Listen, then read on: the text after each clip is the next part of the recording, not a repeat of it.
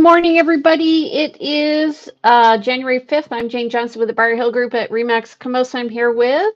Hey, everybody. It's Andrew Plank here with 5 Real Estate Group. Nice to see you, Jane. Nice to see you. And we're here with the Victoria Real Estate Show. We had a bit of an error yesterday with our data. It was incorrect. So we have updated it, and now we're back, and we are new and improved. So please listen in while we update you with what's happened. Try again. And so here we are. All right, let's get started. Yeah, let's do this thing. All right, so it's dated January 4th because that's when I put it together yesterday. Annual market update with our predictions for next year. Yeah, what do we think's happening next year? That's gonna be fun. But first, let's look at what happened last year, and last week, and so we can kind of get a sense of where things might be going.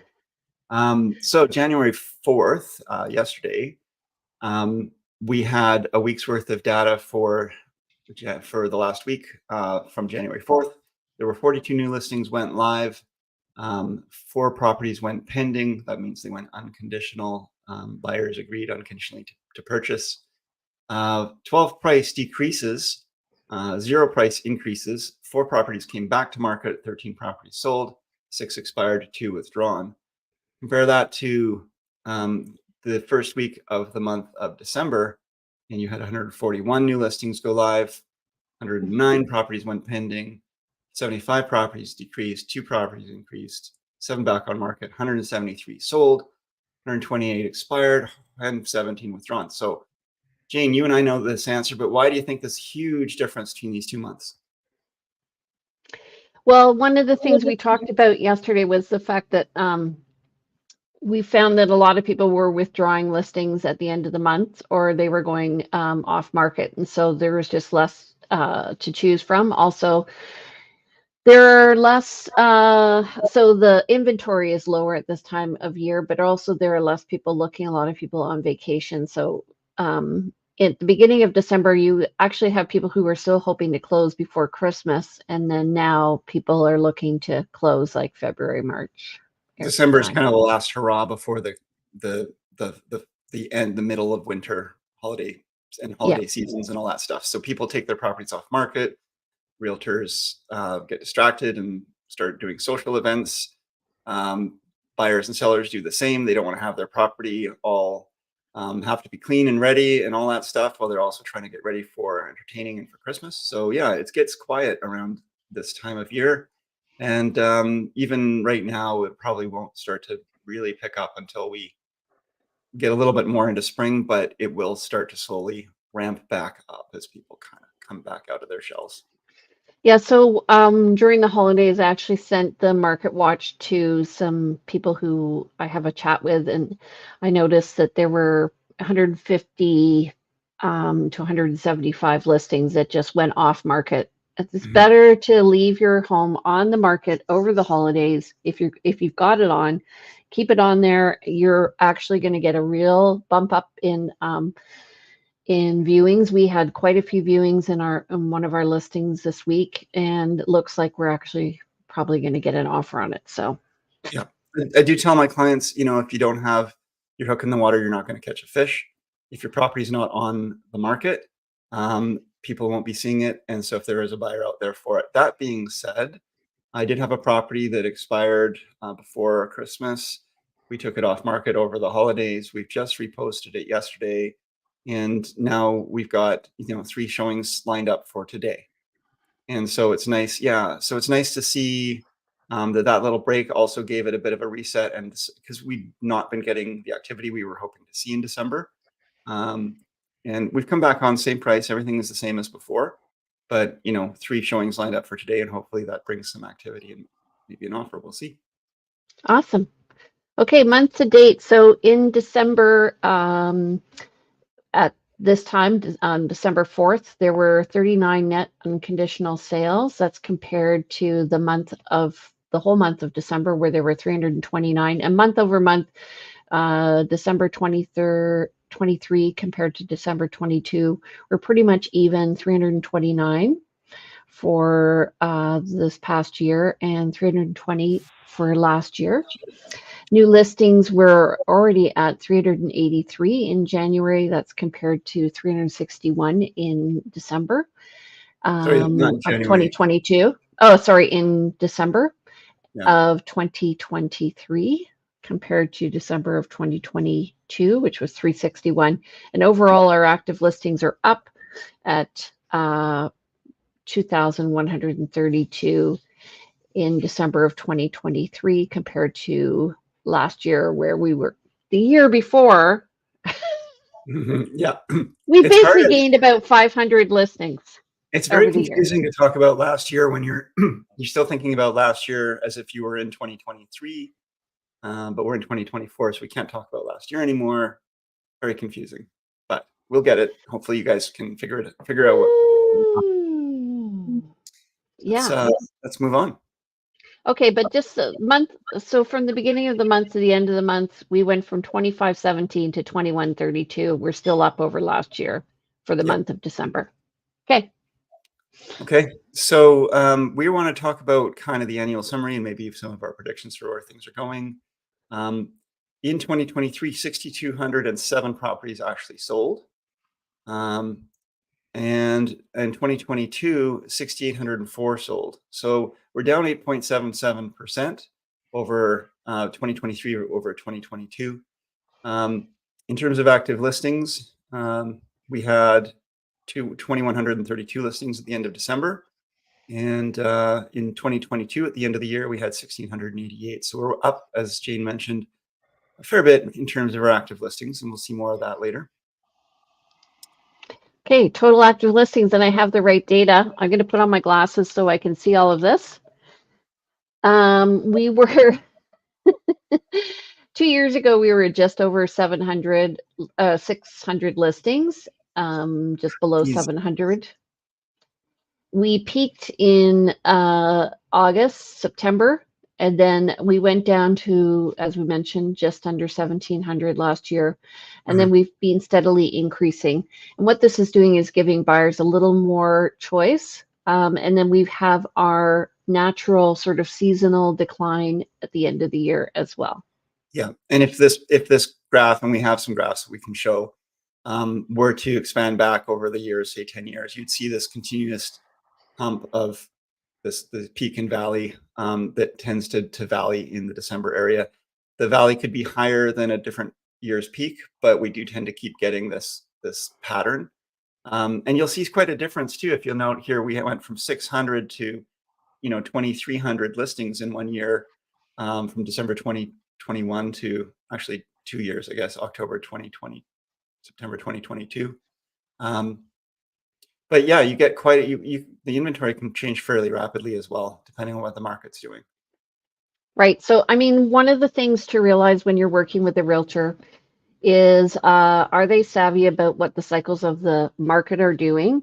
And how is this relative to how markets were pre-COVID? Because we are, I think, heading back into a normal cycle. You can see here the total active listings and the total sales.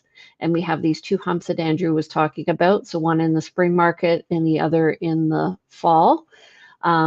This year, it looks like we did have more of a hump in the spring and then a steady decline. There was a bit of a bump, though, I feel, in October. It was quite active.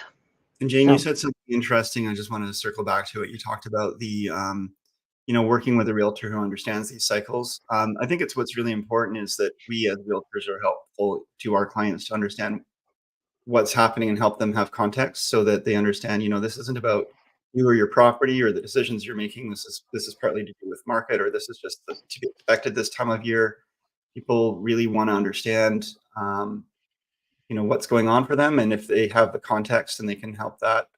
It's an emotional process to buy or sell a home, and understanding too that sometimes these things are just part of the whole. If you understand where you fit into the whole picture, it can be helpful to you to feel better about what's going on there. And I just want to point out here, like you can see the May is when we're seeing the peak in the spring market, and then September is when we're seeing the peak in the fall market. And so this relates, if you're a buyer, you really want to be purchasing during this time, and you can see the list to sale ratio there is quite wide. So you have a good chance of getting a nice property at that time. Lots of choice and not as much competition. When I'm working with buyers in the summer, I'm always coaching them and letting them know, you're not seeing much right now. There's not a lot of selection. You will see a bump in September, but don't expect a huge bump. Don't expect that it's going to be, a smorgasbord of properties, but you will definitely have more to see than now. But then if you don't find it, then you're probably waiting for the spring to have that absolute large cornucopia of selection. So about 18 months ago, or almost 2 years ago, we had our peak of the market where our list to sale ratio was 120%. I remember we'd put a house on the market and the next day it would be gone. So we're looking 20 offers, and they would have been, way over asking price and no conditions, and it was just nuts. And now we're more in a balanced market here. We're actually heading a bit towards a buyer's market, so it's been very steady. And this is where I remember the market was just before COVID hit. Again, that flat line here, a little bump in the spring, and I'm predicting that if interest rates stay or go down, we're going to see another bump again this spring. Yeah, it'll all depend on, it'll greatly depend on interest rate announcements and where the banks are, what they're predicting and what they're forecasting for what they're going to do, what their positions are. All right, so, I guess I'll take this one. So, this is showing the average sale price for single family homes over the last couple of years, starting from December 2021. We definitely had, again, sort of a peak in average price around April 2022. And, this is a slide we see over and over again as we kind of just add another month every month that we do this forecast. And you can see that as of July 2023, that was sort of the last peak. And we had kind of a downward trend in the pricing through September, October, November. Bit of a bump here, December 2023, and that kind of aligns. I'd say both in December we have less inventory, so sometimes there's more. The averages can get kind of skewed, and there's more competition, as Jean said. But we also had more of an indication that the Bank of Canada is going to be a little more. They're going to ease on the rate increases, and we may not have those rate increases anymore. So I think that brings a little bit more confidence back to the market. And might help explain why we see a bit of a bump. One month's trend isn't a trend, but it's nice to see a change in that downward trend for sure. I just want to say it's interesting because we were commenting on this in December, but it's interesting to see that what we're perceiving is actually happening, that there was a bump in the prices. Yeah. Okay. Condos haven't done so well though. They've been actually pretty steady over the past 2 years. So 2 years ago, we were around 650. A year ago, we went down to 550 and we're back there.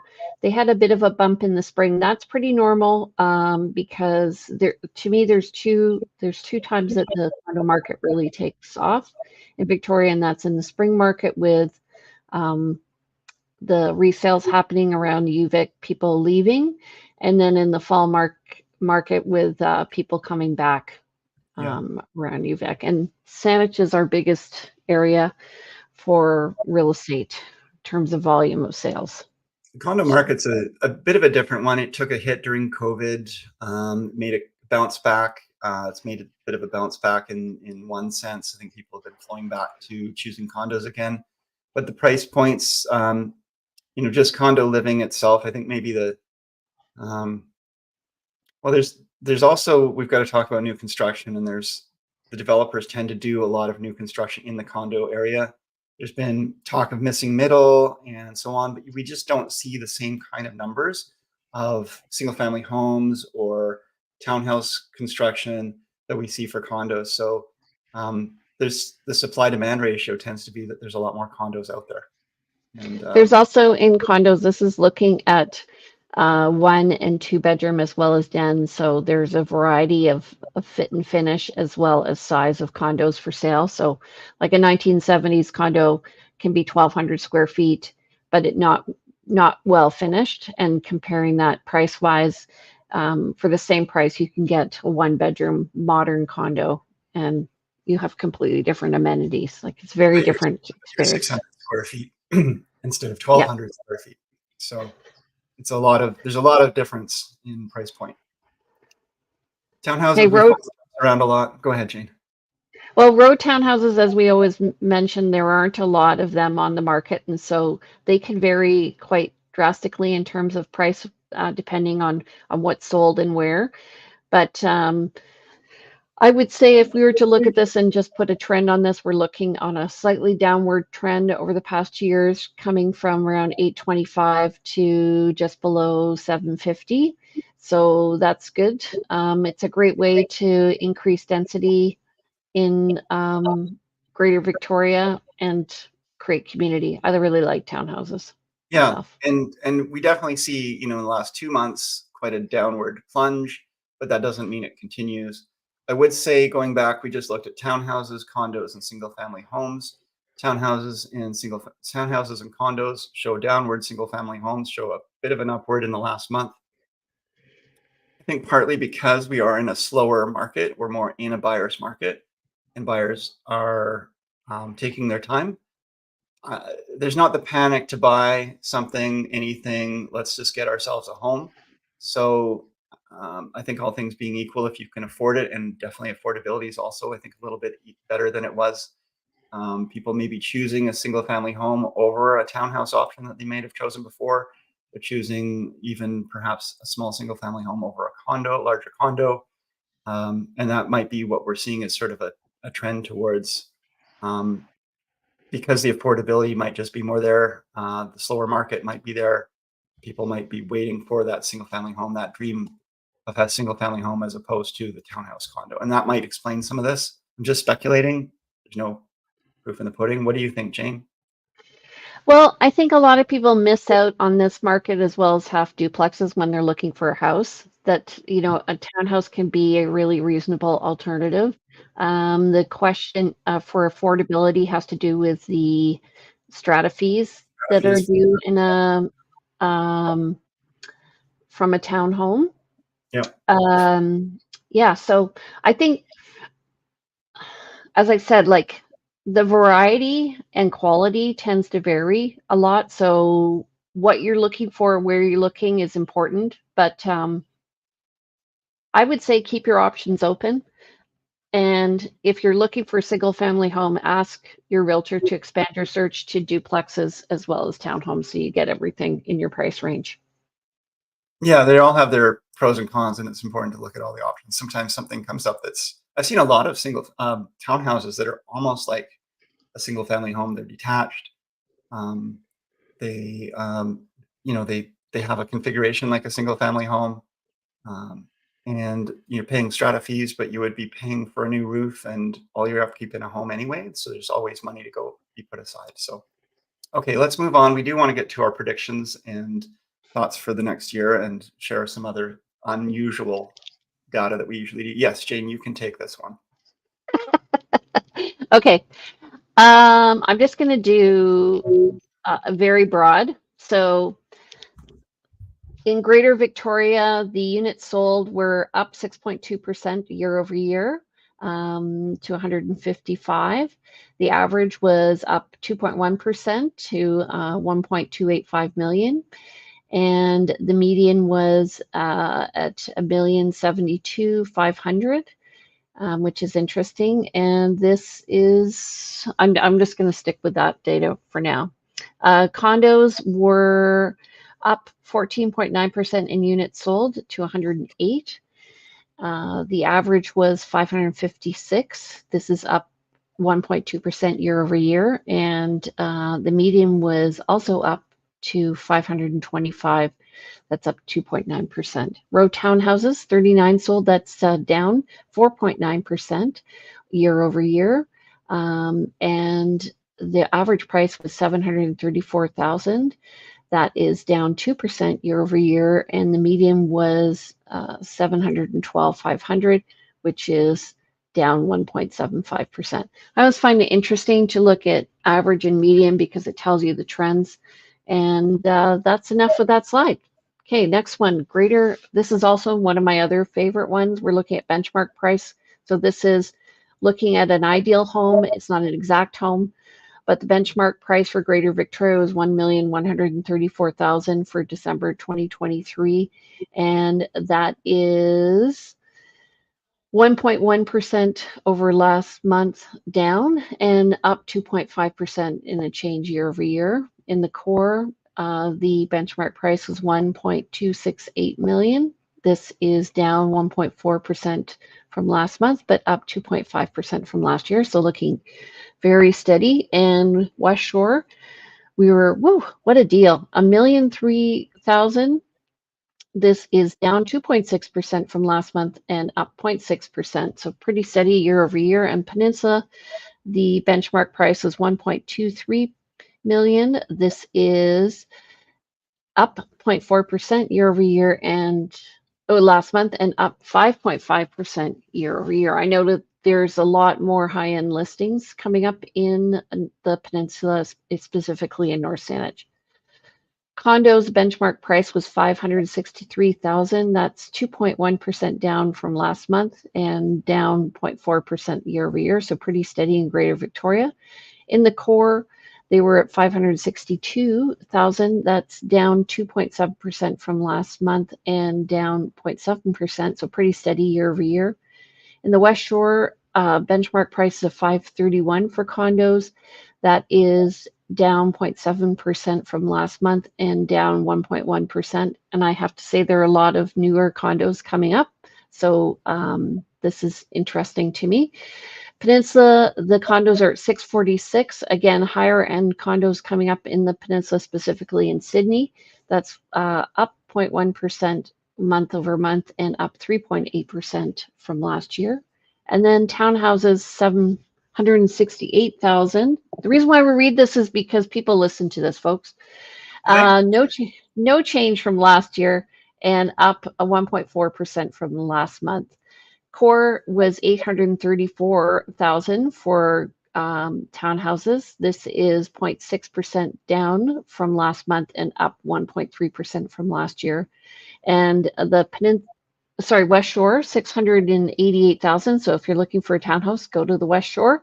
That's up 0.1% month over month, but down 1% year over year. And in the peninsula, the benchmark price for a townhome was 783,000. That's up 1.9% from last month and up 7.8% from last year. So there you go. Okay. And I have been showing those, and I will tell you that it's a bit of a rough market for the peninsula in terms of townhouses. There are, a lot of seniors, but what they're building are multi-level. Yeah, so it's ridiculous. But that's what developers do because land is really, really expensive right now. And back in the day when you can buy a large swath of land and build rancher townhouses, that just doesn't happen anymore. Not in the Victoria area. You have to go much further afield. But there are options out there if you are a senior looking for a rancher townhouse, which is a great configuration for someone who is looking for a retirement home. But some of them are a little further afield. Yeah, Jane, those stats that you just went through, I tend to zone out. I get a few figures in my head, and then my brain just sort of frizzles. I like the visuals. Okay, well, let's see. And I like to look at them, but when I'm hearing them, we all have different ways of taking in information. I can take the time to analyze and look at them, but when I'm just hearing it, it doesn't do it for me. But hey folks, all of these are available. Just reach out to us. We can send you these graphs, this information, so you can review it. If you missed something, if you didn't quite hear it, we do have access to all of these stats. We can send you the actual visuals. Okay, so this is the exposure. Mm-hmm.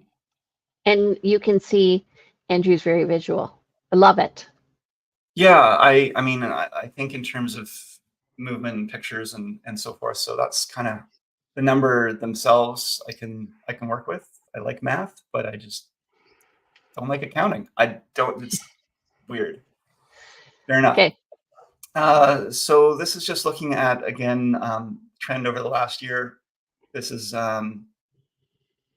actually, you can see here down, we've got the line. What have we got? The line is the properties that Listed. we're pending, Yep. right? So properties going pending over the last year, we can see that there was a raise up, and we said before, May is usually the peak for property sales in a year. Listings. No, this is the pending properties. This one here.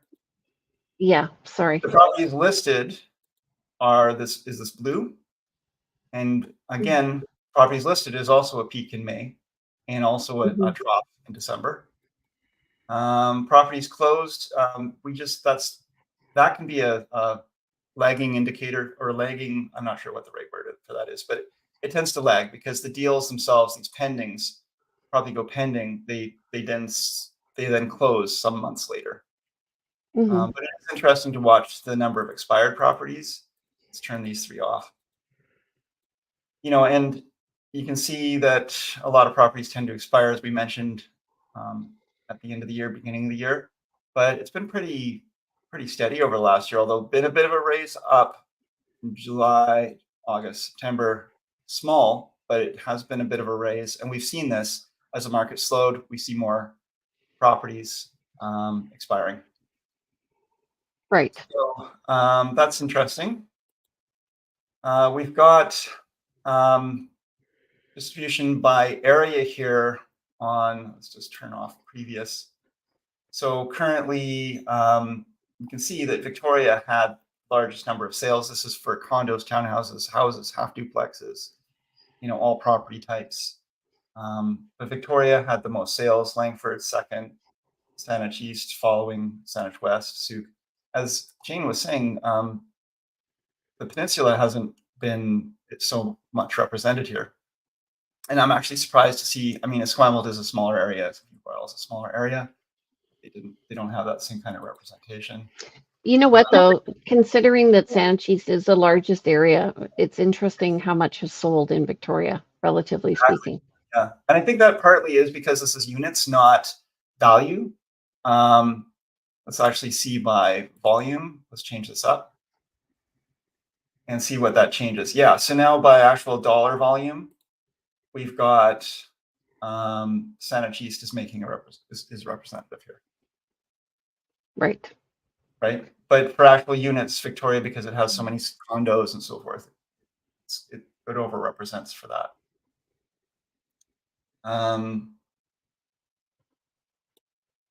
We got here market evolution. So we're, again, this is that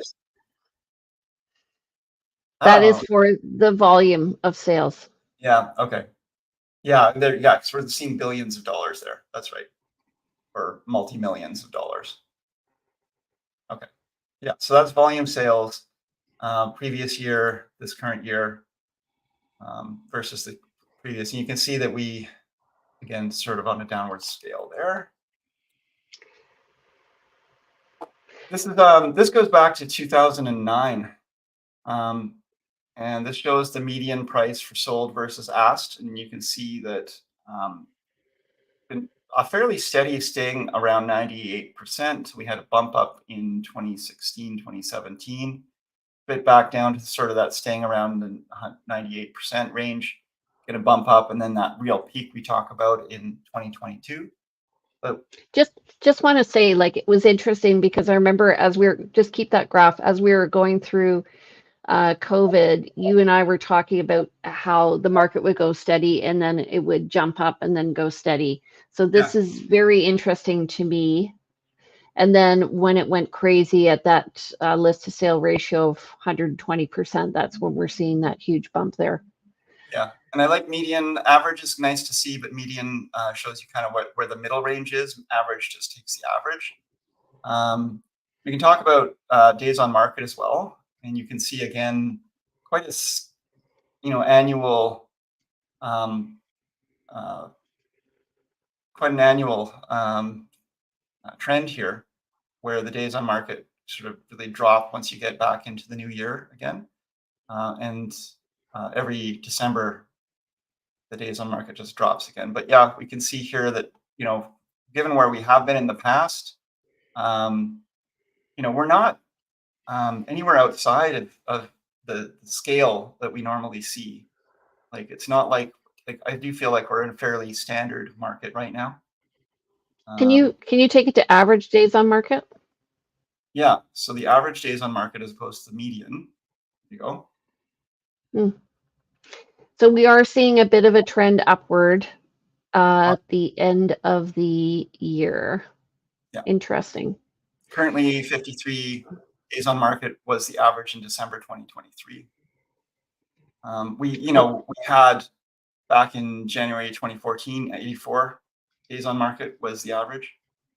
I can't go back to 08, where we would have probably seen some pretty high numbers as well.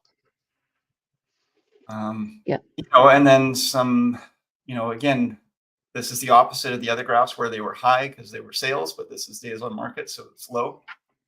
Back at the peak of the market, when it's a peak of the market, this graph is low. When it's a slowing market, it's high. Right. So that says to me we're going to be moving more into a buyer market.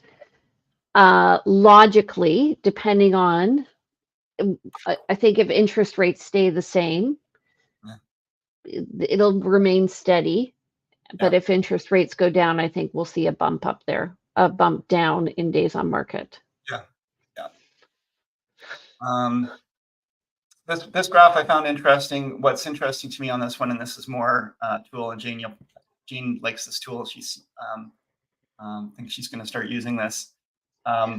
This tool is, and if there's realtors watching, this is through Exposure, which is an alternate to the matrix system that a lot of realtors use.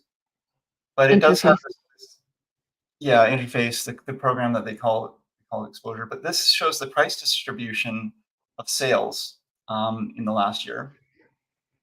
So from January 1st to December 31st for the Greater Victoria area, price distribution of sales. So you can see here, the most sales happen in a price range of $500,000 to $600,000, within a gap of $100,000 steps.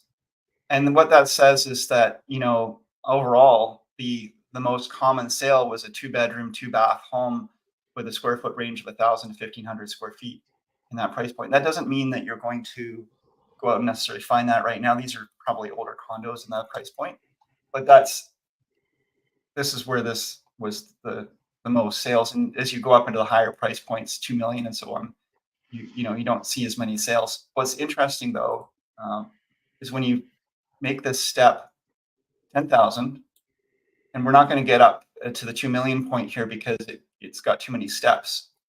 But you start to see, what's interesting is you start to see some price points where you tend to get more sales, like the just sub 400 price point sells a lot more than just over 400,000. The just sub 500,000 price point sells a lot more than the just over 500,000. This is why it's so important, folks, to get your pricing right when you're listing a property. Up in sort of this range between 500,000 and 600,000, there's a bit more of a jump around, but you can see if you're priced between 650 and 660,000 versus on either side of that, you didn't have a lot of chance of sales. I have a question. So on the right here, it says style and type. Yes. Top yielded indices. So what does that mean? Style, condo? So the most out of all of the different types of property types, condos, townhouses, single family homes, half duplexes, condos represented 36.2% of all the sales.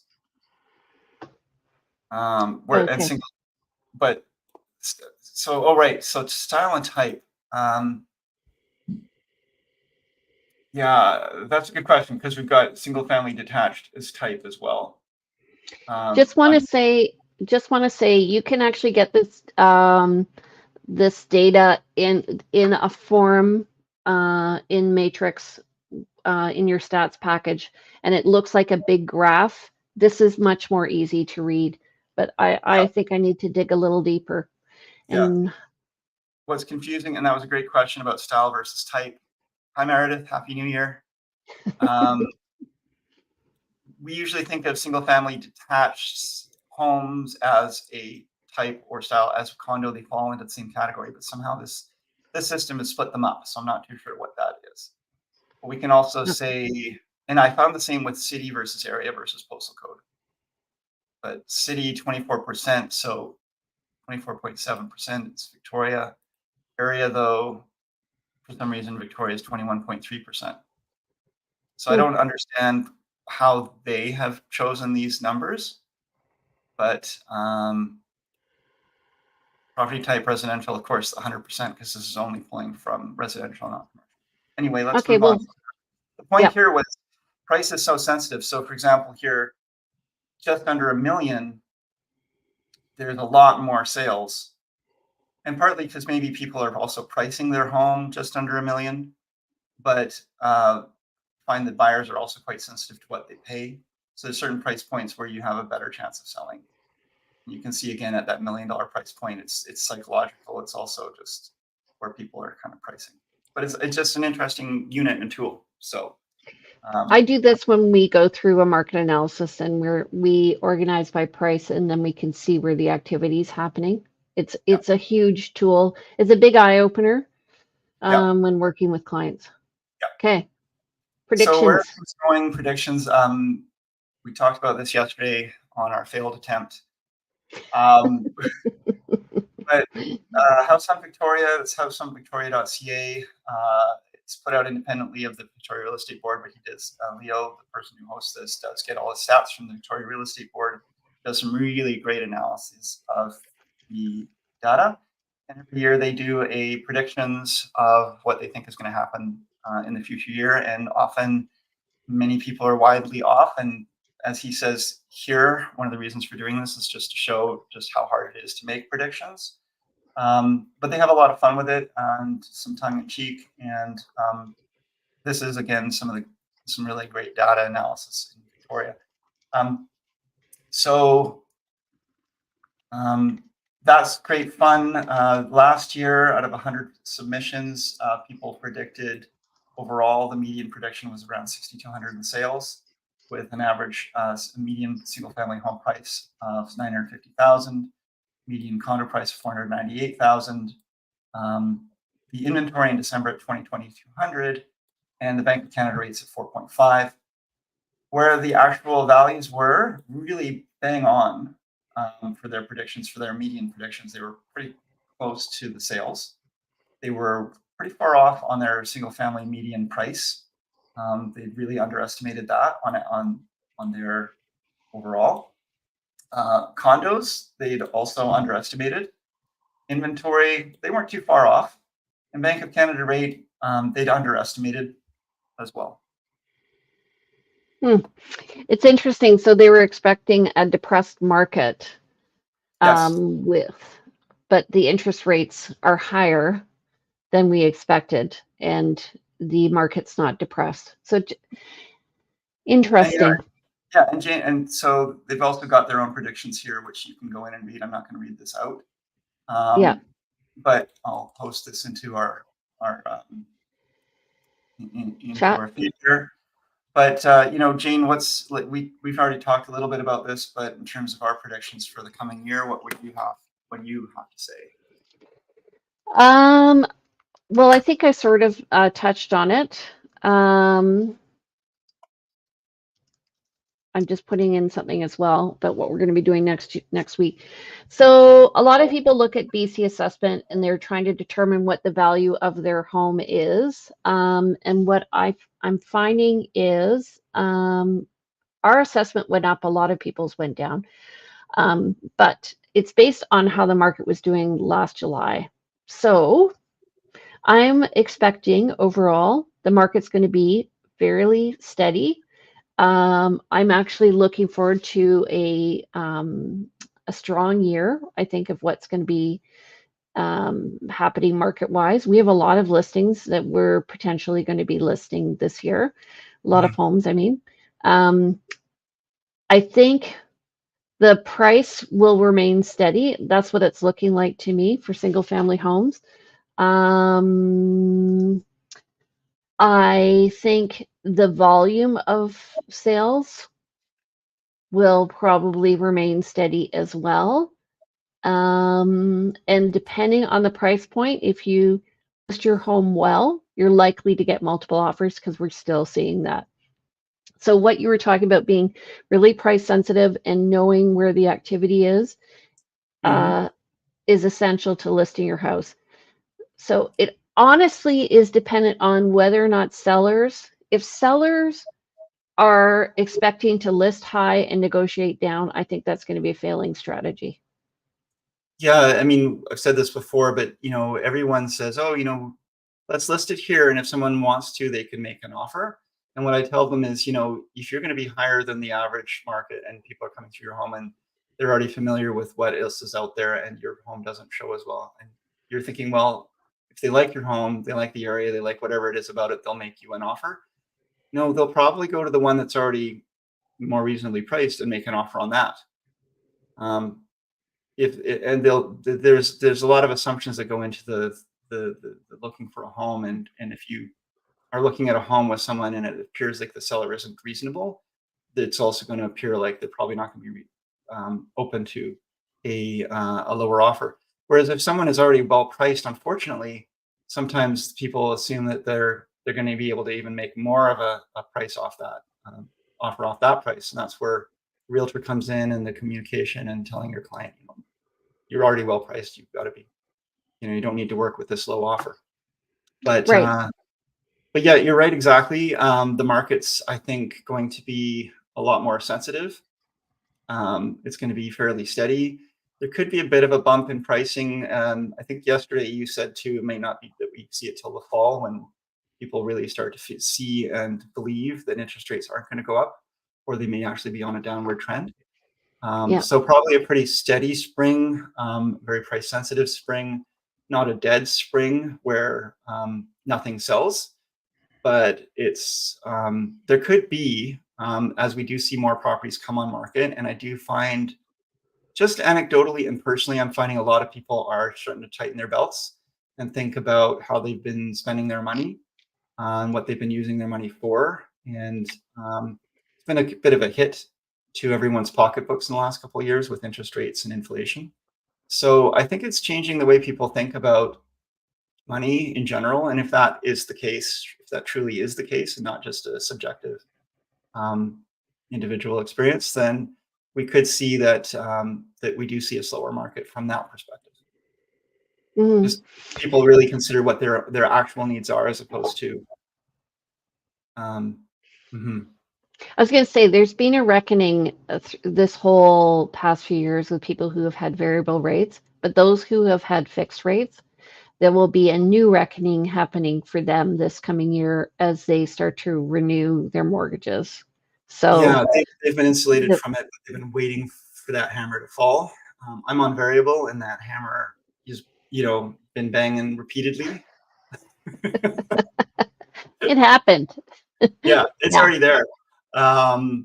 But it does make you look at what you've been spending on and what your priorities are and so forth. So I just think I think it's causing people to pause and think more seriously. And again, gone are the days where people were just feeding frenzy gold rush buying because if they didn't buy now, they wouldn't be able to afford tomorrow.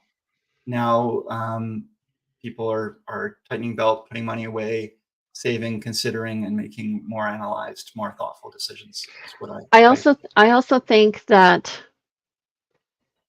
previously real estate was really looked at as a cash cow. And I know when we got into real estate, we were buying and renovating and reselling homes. That's how I became a realtor. And now you have to plan to not be losing money. Well, you have to plan, like, I always tell my clients, if you're going to buy a house with a suite and you get the suite is bonus. You should be able to afford your house without a rent so that you can pay down the principal with the mortgage, with the rental income. And that way you're going to end up ahead. If you buy a house with a suite and you just barely qualify with the suite and everything, those people are going to be the ones who are going to be literally sucking gas, I think, right now, because they won't have that flexibility. They'll be like this right now. Yeah, trying to scramble.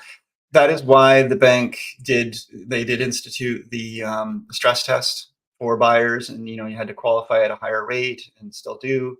But it's even with that buffer put into place, people are still going to be scrambling. So yeah, that's true.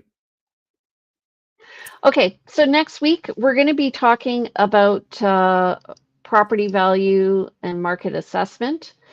We are going to be going back to Thursdays at 9:30.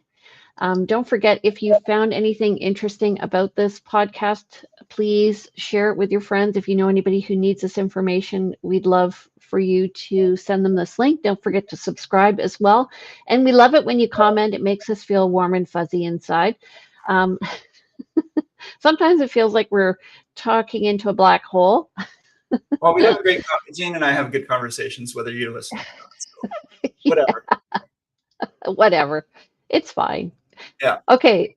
So, Andrew, how do people reach you? I'm at 250-360-6106. Look, the phone's ringing right now. You can reach me, email info@andrewplank.com, the website andrewplank.com. Team here, there's a lot of Andrew Plank and Plank Andrews. Instagram is Plank Andrew, just to be different. And my name's Jane Johnston. I'm with the Briar Hill Group. You can reach me at 250-744-0775. My email is briarhillgroup@gmail.com. My website's briarhillgroup.com. You can watch these shows and more on my YouTube channel or at the victoriarealestateshow.com. Don't forget to follow me about real estate in Victoria and lifestyle at realtyteacher_remax_Victoria. And away we go. Awesome.